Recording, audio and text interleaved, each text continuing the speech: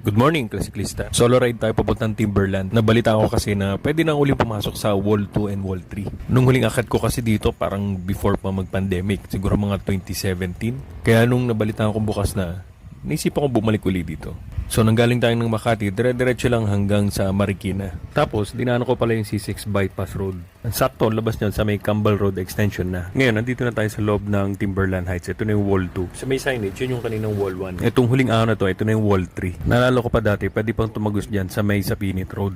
Paglabas mo sa may Little Baguio na. Pagdating mo sa Wall 3, andito pala yung Timberland Trail. Actually, kabubukas ng uli nito eh. Dati dito ginaganap yung mga XC Trail Tournament. Marami rin naglalaro rito eh. Even yung mga sikat na mga siklista. Ito na yung dulo ng Timberland. Dati pwedeng tumagos dyan sa Basic Trail. Tapos labas mo na doon sa Little Baguio. Pero meron pa namang ibang daan pag gusto mo pumunta na sa Pinit Road, doon sa AFP Trail. Meron pala akong adventure vlog doon. Check nyo na lang sa YouTube channel ko.